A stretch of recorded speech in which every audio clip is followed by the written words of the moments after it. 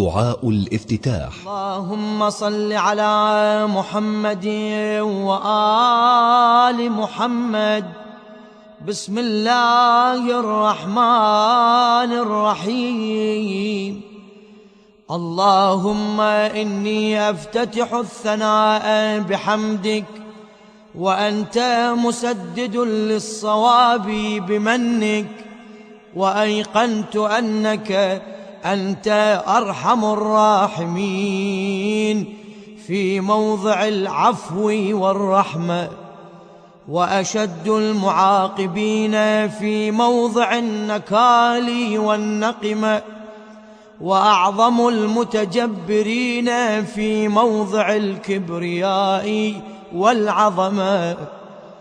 اللهم أذنت لي في دعائك ومسألتك فاسمع يا سميع مدحتي، وأجب يا رحيم دعوتي، وأقل يا غفور عثرتي. فكم يا إلهي من كربة قد فرجتها، وهموم قد كشفتها، وعثرة قد أقلتها، ورحمة قد نشرتها، وحلقة بلاء قد فككتها. الحمد لله الذي لم يتخذ صاحبة ولا ولدا، ولم يكن له شريك في الملك، ولم يكن له ولي من الذل، وكبره تكبيرا. الحمد لله بجميع محامده كلها، على جميع نعمه كلها.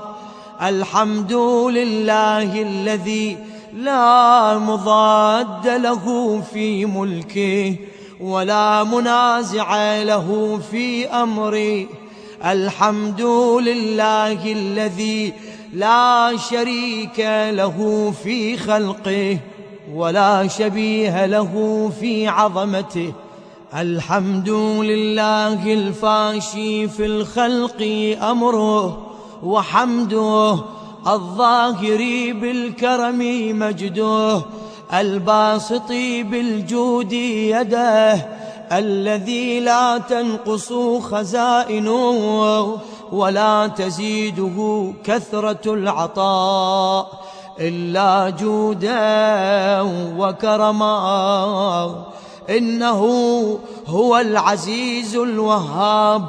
اللهم إني أسألك قليلا من كثير، مع حاجة بي إليه عظيمة، وغناك عنه قديم، وهو عندي كثير، وهو عليك سهل يسير.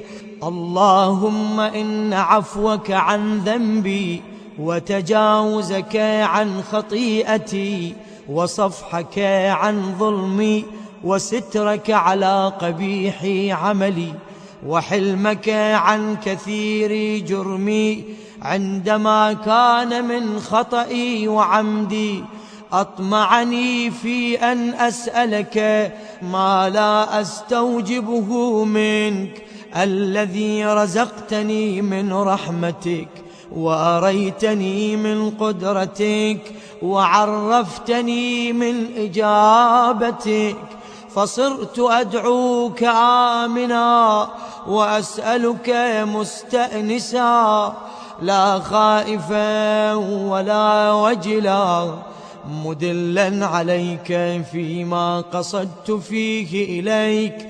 فإن أبطأ عني عتبت بجهلي عليك، ولعل الذي أبطأ عني هو خير لي لعلمك بعاقبة الأمور. فلم أر مولا كريما أصبر على عبد لئيم منك علي يا رب. إنك تدعوني فأولي عنك، وتتحبب إلي فأتبغض إليك، وتتودد إلي فلا أقبل منك، كأن لي التطول عليك، فلم يمنعك ذلك من الرحمة لي والإحسان إلي والتفضل علي بجودك وكرمك، فارحم عبدك الجاهل وجد عليه بفضل إحسانك، إنك جواد كريم. الحمد لله مالك الملك مجري الفلك مسخر الرياح فالق الإصباح ديان الدين رب العالمين. الحمد لله على حلمه بعد علمه، والحمد لله على عفوه بعد قدرته، والحمد لله على طول أناته في غضبه، وهو قادر على ما يريد. الحمد لله خالق الخلق باسط الرزق فالق الإصباح ذي الجلال والإكرام والفضل والإنعام، الذي بعد فلا يرى وقرب فشهد النجوى تبارك وتعالى. الحمد لله الذي ليس له منازع يعادله ولا شبيه يشاكله ولا ظهير يعاضده، قهر بعزته الأعزاء وتواضع لعظمته العظماء، فبلغ بقدرته ما يشاء. الحمد لله الذي يجيبني حين أنادي ويستر علي كل عورة وأنا أعصي، ويعظم النعمة علي فلا أجازي. فكم من موهبة هنيئة قد أعطاني، وعظيمة مخوفة قد كفاني، وبهجة مونقة قد أراني، فأثني عليه حامدا وأذكره مسبحا. الحمد لله الذي لا يهتك حجابه ولا يغلق بابه ولا يرد سائله ولا يخيب آمله. الحمد لله الذي يؤمن الخائفين وينجي الصالحين ويرفع المستضعفين ويضع المستكبرين ويهلك ملوكا ويستخلف آخرين.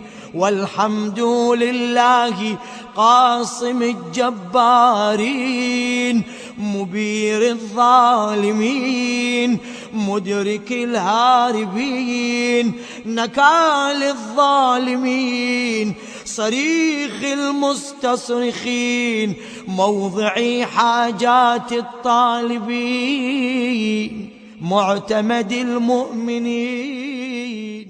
الحمد لله الذي من خشيته ترعد السماء وسكانها وترجف الأرض وعمارها، وتموج البحار ومن يسبح في غمراتها. الحمد لله الذي هدانا لهذا وما كنا لنهتدي لولا أن هدانا الله.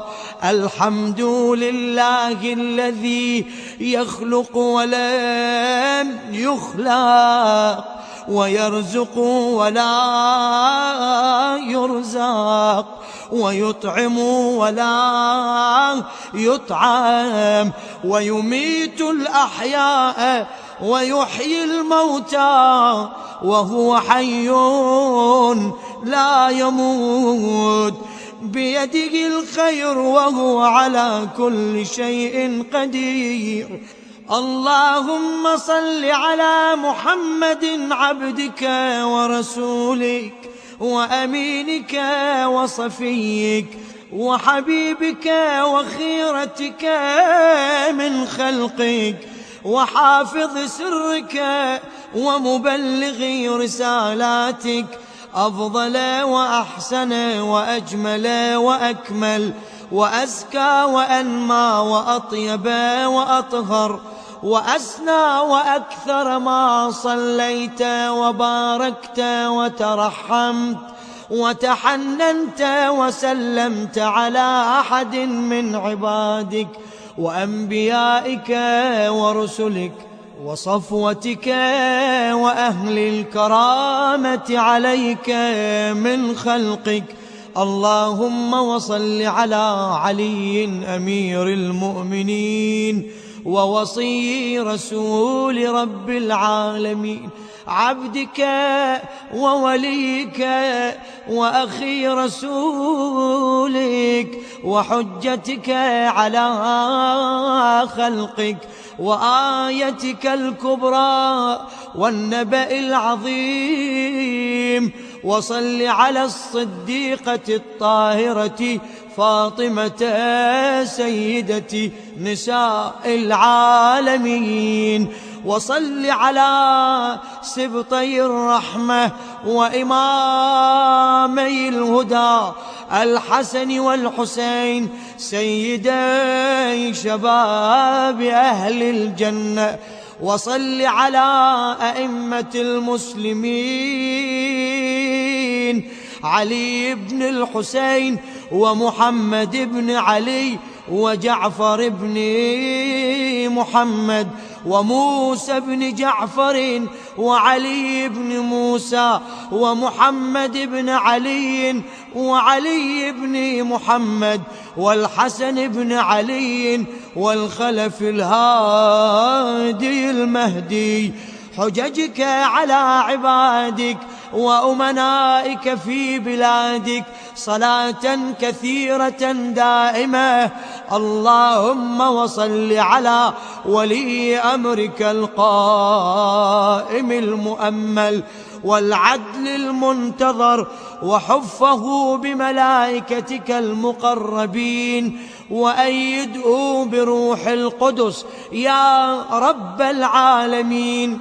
اللهم اجعله الداعي إلى كتابك والقائم بدينك، استخلفه في الأرض كما استخلفت الذين من قبله، مكن له دينه الذي ارتضيته له، أبدله من بعد خوفه أمنا يعبدك لا يشرك بك شيئا.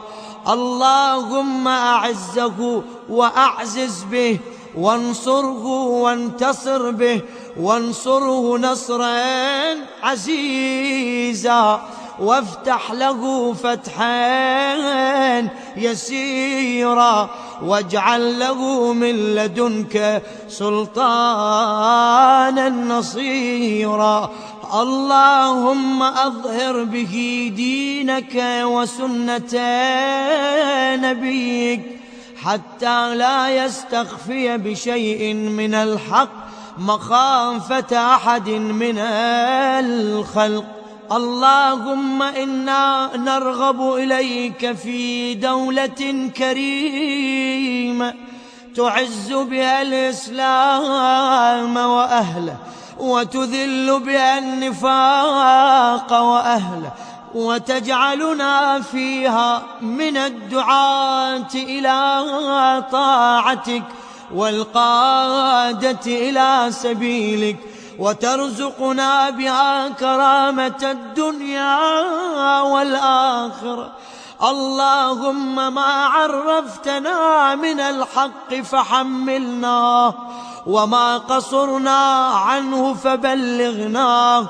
اللهم المم به شعثنا، واشعب به صدعنا، وارتق به فتقنا، وكثر به قلتنا، وأعزز به ذلتنا، وأغن به عائلنا، واقض به عن مغرمنا، واجبر به فقرنا، وسد به خلتنا، ويسر به عسرنا، وبيض به وجوهنا، وفك به أسرنا، وأنجح به طلبتنا، وأنجز به مواعيدنا، واستجب به دعوتنا، وأعطنا به سؤلنا، وبلغنا به من الدنيا والآخرة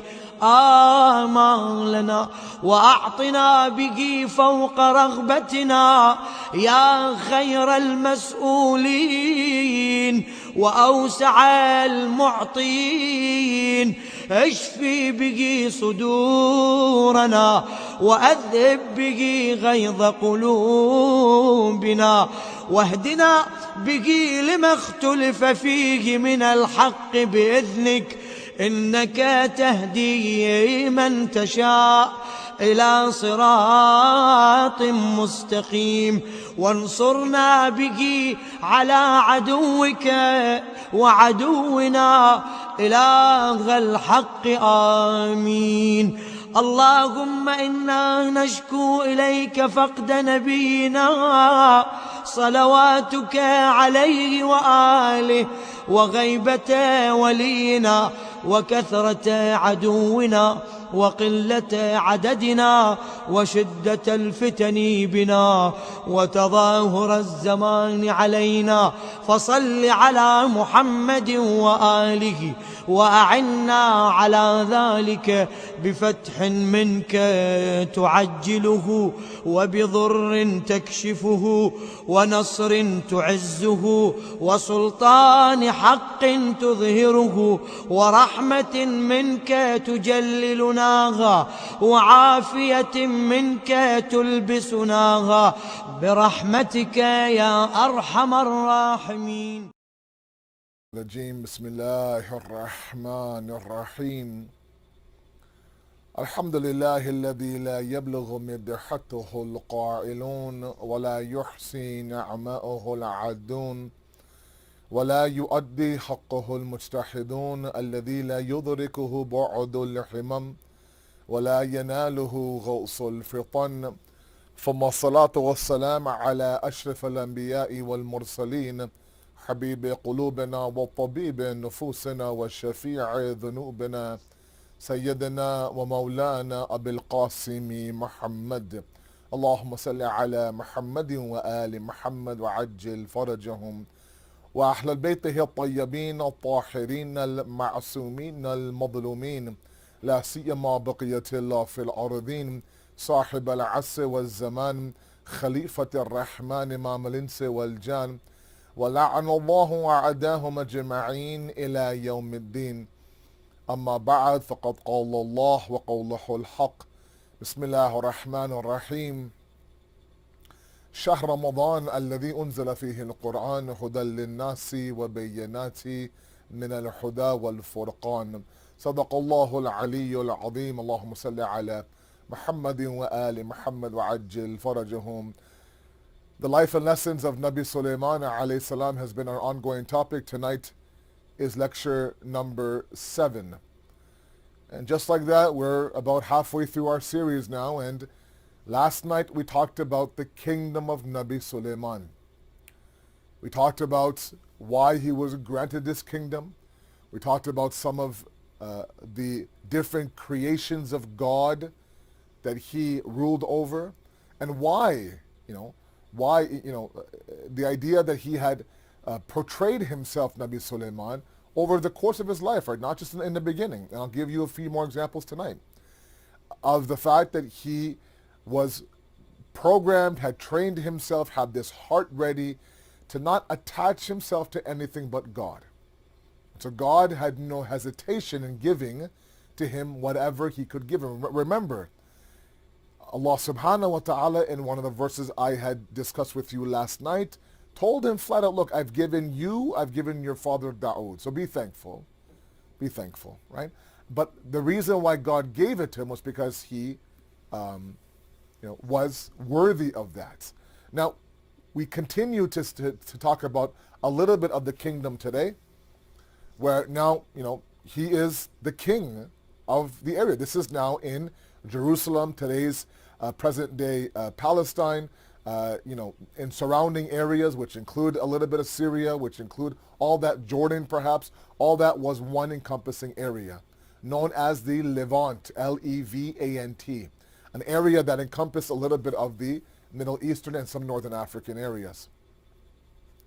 Now he had to carry himself as a king, and he did on the outward. On the outward, he had, the clothing of royalty, right? When he would walk with his entourage, which would include, all the different creations, right? There would be a legion of birds above him, following him as protection, right? Led by, eagles and birds and whatnot. People were there, of course, right? Other animals were there as well. He would wear this very lavish clothing. However, where people saw the clothing of royalty on the outside, his own personal clothing was coarse. Allama Majlisi narrates that in Bahar al-Anwar that he would have clothing on the outside that would be made fit for a king, but clothing on the inside, underneath all that clothing, that was fit for a slave of God. Coarse garments, patched up clothing, right? He would feed the people, and he would feed his own kingdom the best of meat and the best of breads, but for himself, he had coarse bread. Everybody else would sleep the night away in a comfortable setting. And while they were asleep, he would spend his night worshiping his Lord, weeping and crying bitterly all night long. He would randomly be seen sitting with the poor, telling them that I am like you. I am as poor as you are in this world. But nonetheless, he was the king. This was his palace. And wherever he went, there was this aura about him.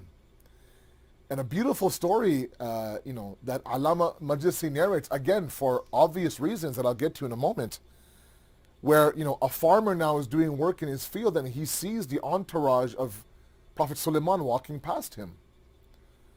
And, utters to himself under his breath words of envy, like, almost words as if he would say, I wish I was him. I wish I had what he had. But he whispered it under his breath. The wind took those words and blew them towards the ears of Nabi Sulayman.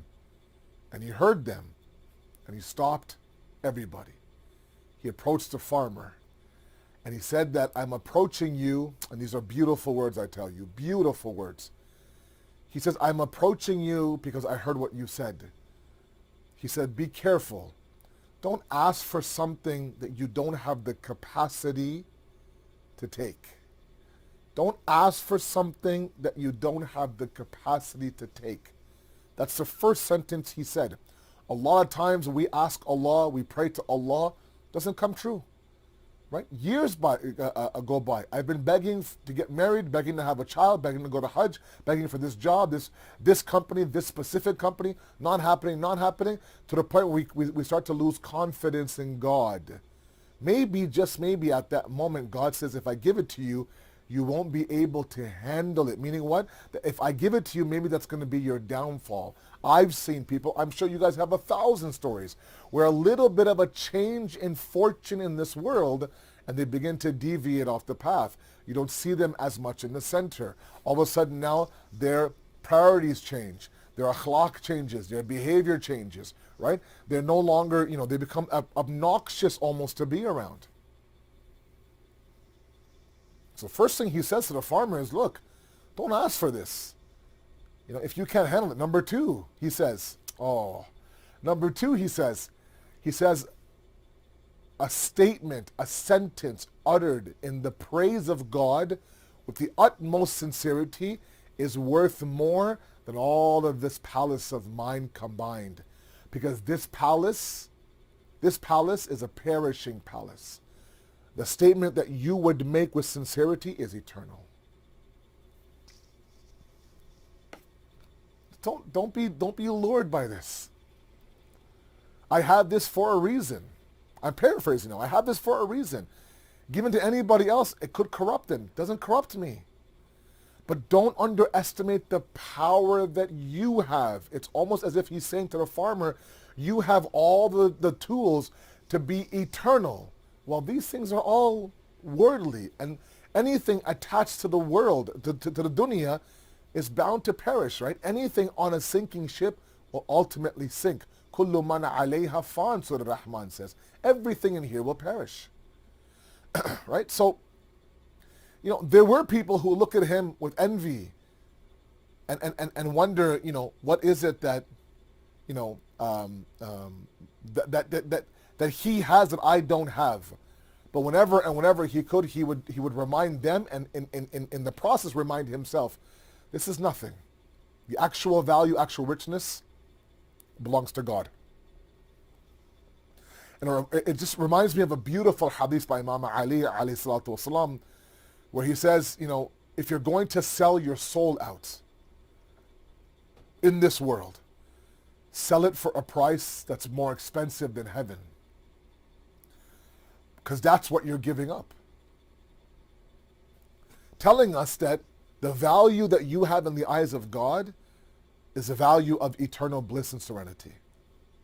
If you find anything in this fleeting, perishing, diminishing world that's worth more than that, then sell your soul out. Go ahead, bismillah. Go ahead. But there's nothing in this world that can compare to that world. And Nabi Sulayman, time and time again now, is reminding his people of that. Now, the story goes on to say that he prepares for his Hajj. He prepares to go to Mecca now and perform his Hajj rituals. Now, a lot of you might think, well, back then there was no Sharia, Asad bhai. Is it the Hajj that we know of today? We believe, and the story goes on to say, we believe that what the rituals he performed in Mecca at Hajj were that of Prophet Adam and Prophet Ibrahim, alayhimus salam. Khair. So now his entourage, his massive entourage, gets ready now to go towards Hajj. Okay? And by the way, let me mention one point here that I really think I ought to mention. In this whole farmer exchange, okay? I think, a lot of us are the farmers. In the sense that we look at the life of others in our communities who live a very affluent life, right? Comfortable life, rather large home, nice car, solid job, and envy's bound to trickle in sometimes into the heart. I wonder what it feels like not to worry about where your next payment might come out of. I wonder what it feels like to be that financially set. And you wonder for a moment, of envy. You might even think for a moment that that person, may be away from God. Because usually, I don't know, man, the consensus that we have sometimes is that, the richer you are, the further you are from God. Okay? And no doubt, money has this unbelievable ability to corrupt the heart and taint the heart and deviate you off the path. But it doesn't mean that the ones who are wealthy in our communities are the ones that are always away from God. That we must look down upon them and judge them in everything that they do, right? You can be wealthy and be humble at the exact same time. I personally know many people across the continent, really, who are very wealthy people, live a very comfortable life, but you would never know it. They are the most humble of the humble. Their clothing, the way that they live, the way that they would, fix shoes I don't know, volunteer to mop the floor and vacuum the carpet, and you would never, that isn't the typical image of a person who is wealthy and has done very well for themselves. So it's not a drawn conclusion that if somebody is wealthy, that they're also somebody who is away from God, right? And Nabi Sulaiman wanted to remind him, look, what you have in your heart as sincere worship is far greater than what I have. What I have is perishing. What you have is eternal. Same idea. Don't think for a second, if you are a believer, a mu'min, a pious servant of God, who's worked day in and day out, to uphold that piety, to become the best version of yourself. Don't think for a second that God wants to give them more than you. Or don't think for a second that you have less than anybody in your community. They may have the car of the cars, the house of the house, but what you have, and they have as well, but what you have in your heart of your hearts is something that will pave the path to your salvation. And there are some people who would trade their wealth for what you have in your heart in a blink of an eye. Don't underestimate what you have. You have a jewel inside of you that is equal to the value of heaven. That heaven that everyone aspires to be in. We get that from tradition. I just thought that it was such an important discussion to have. I wanted to make sure all of you understood that. Okay? So now his entourage is getting ready to go to Mecca. Okay? Let's go to Mecca, or back then it was called Bakka. And they begin to make their way from Palestine, marching towards Hijaz, or present day Saudi Arabia, Mecca. And this is now where he encounters a valley of ants. And this is where we'll have two verses of the Quran that we'll follow today from Surah Namal, the 27th chapter of the Quran. Again, I'm going to ask you almost every night now, follow along with me. Have your kids, have your family, pick up the Quran, open it up. This is the month of the Quran. Let's open it up. Let's be one with the Quran. Let's no hesitation. We're not going to be intimidated by the Quran. We're going to open it up and see how can I extract from these verses, okay? But give me a moment to tell the story, and then we'll get to the verses. And then inshallah, after that, we begin tonight now, the second half of our lectures, towards that very, very beautiful, famous story of Queen Bilqis and Nabi Sulayman. But not yet. Hold tight. So now they move towards Mecca. And, sometimes a valley of ants, a colony of ants, they assign watchers, right? To kind of like protect them from the area. Okay? They're small, right? But they can, they can pick up sounds and vibrations. This is a massive entourage of animals and jinn and men and, Nabi Sulayman, and, I imagine he's on some sort of a horse or a camel or something that's, luxurious. So, these ants now could tell these guys are coming miles and miles away. And so as it gets closer to the valley of ants now, the ones that are in charge to look out, now they call out to the colony. Everybody now go inside your homes. Go inside your homes now. The entourage of Sulayman is coming. The entourage of Sulayman is coming, and they might crush you without them knowing it. Go inside now. Go inside and seek protection, seek cover. Okay? Now again, the wind. That's why I had to establish the wind subservience yesterday. The idea that the wind I was also given as a command to Nabi Sulayman. The wind now carries the faintest whisper of the ant, right? Again, that language of the ants to the ears of Nabi Sulayman. And he hears now the watcher of the ant say this to his other ant, go inside, go inside. These men are coming. These giant humans are coming.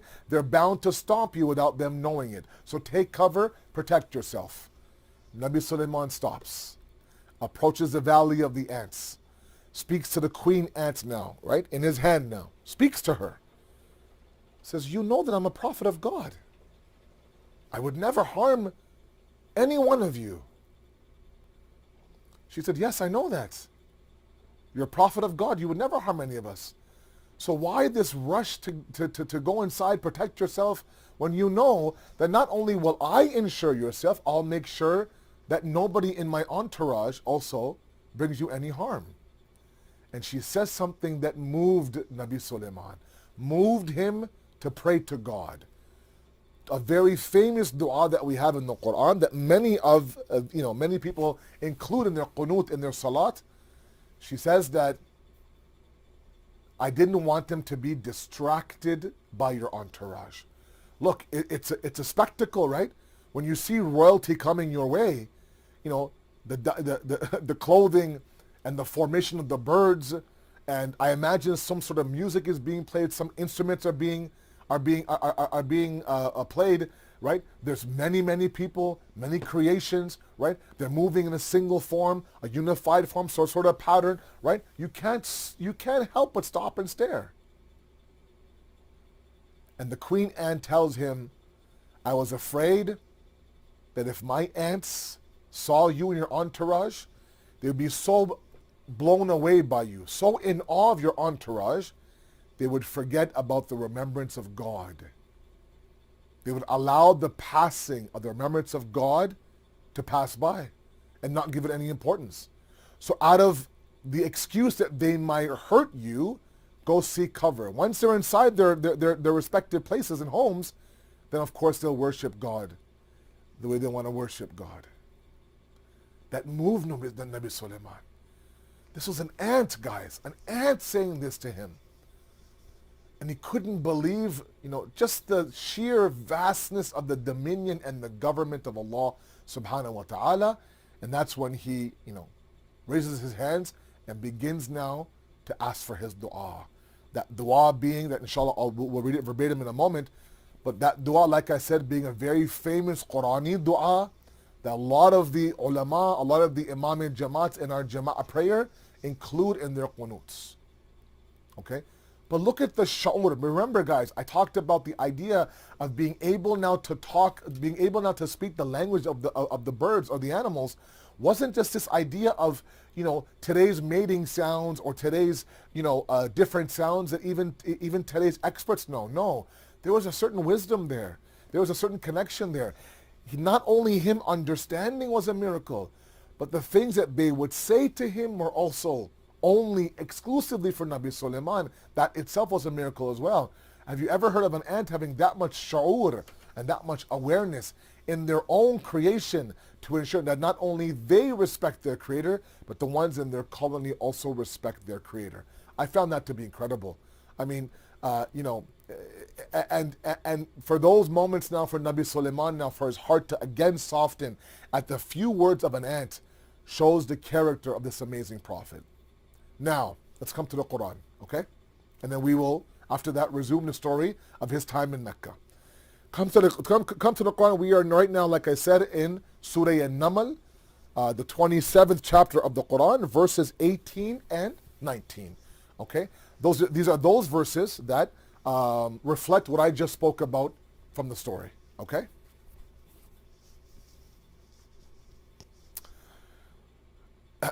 Bismillah ar-Rahman ar-Rahim. Verse number 18 talks about that moment now where they are approaching now the valley of the ants.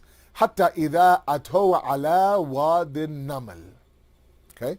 Now they're approaching the valley of the Namal, the Wadi Namal. Okay? Namal, of course, reads ant in Arabic. قالت نملته. قالته. Now this female ant, right? Namlatu. This female ant calls out to the other ants. This must be the watcher now. Ya ayyuhan namlu, O ants, O ants. Right? Udkhulul masakinakum. Enter your homes. Go back to your homes. Let's go into your homes. Go into your masakin, your maskan, your homes. Right? La yahtamannakum Sulaymanu. Right? So, enter your homes such as Sulayman wa junuduhu, and his army or his host or those that are with him. Do not do what? وَهُمْ لَا يَشْعُرُونَ. Do not, hatama, do not, crush you or step on you or hurt you. So he's saying go. They're saying go. go. They might do it, and I'm not saying they'll do it like purposely. وَهُمْ لَا يَشْعُرُونَ. Maybe they don't know they're doing it. Maybe it's by mistake.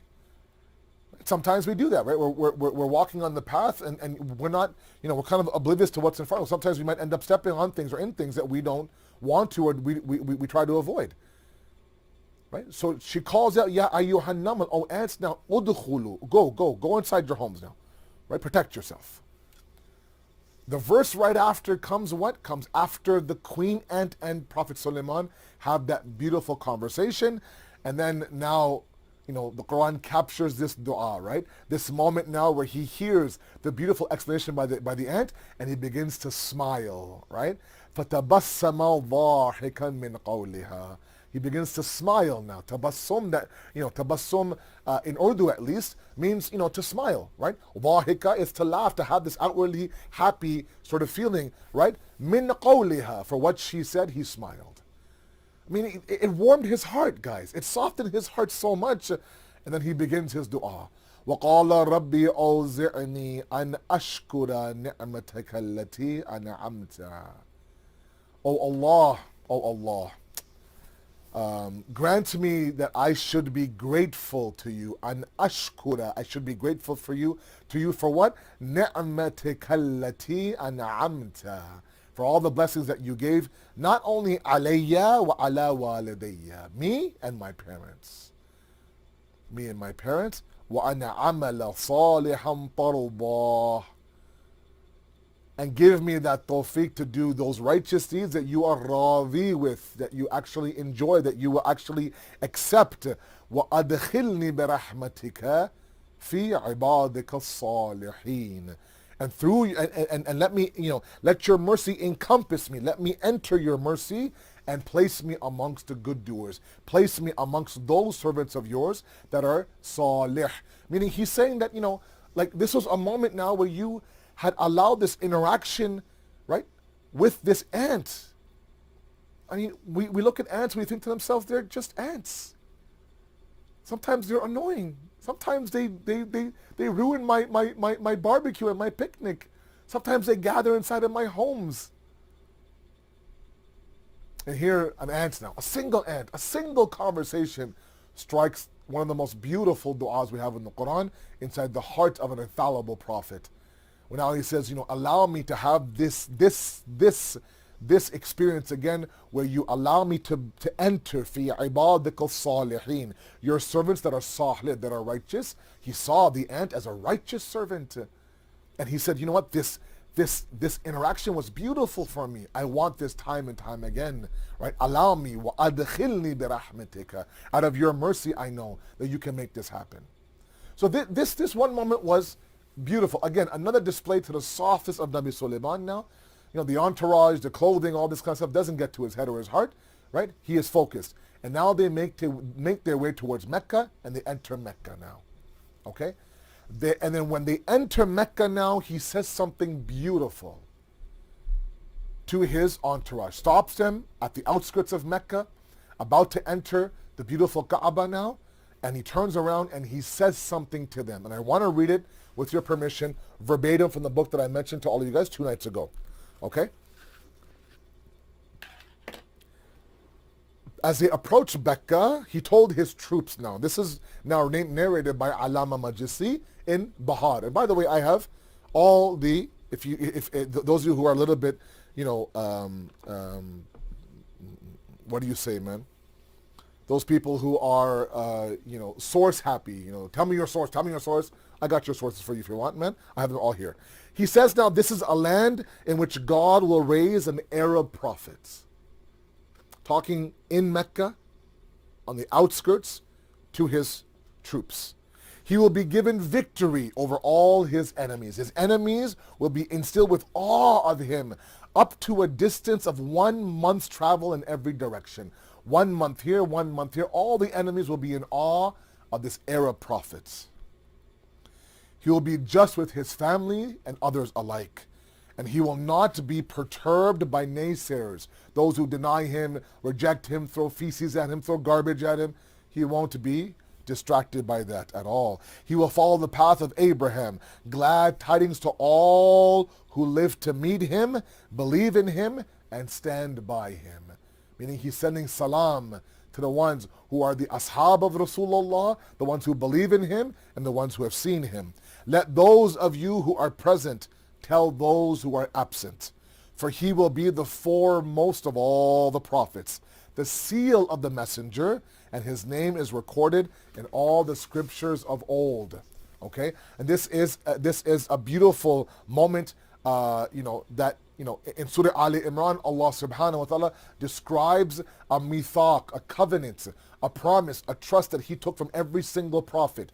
And part of that trust was that you're going to set the grounds, lay the groundwork for all the coming prophets after you. That's what he was doing. Planting the seed from back then now.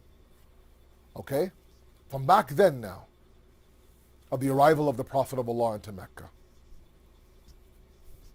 Glad tidings to the one who's seen him, live with him, stand by him, believe in him. That includes all of you, right? The Prophet now, this reminds me of a beautiful story. The Prophet of Allah is sitting around his companions, right?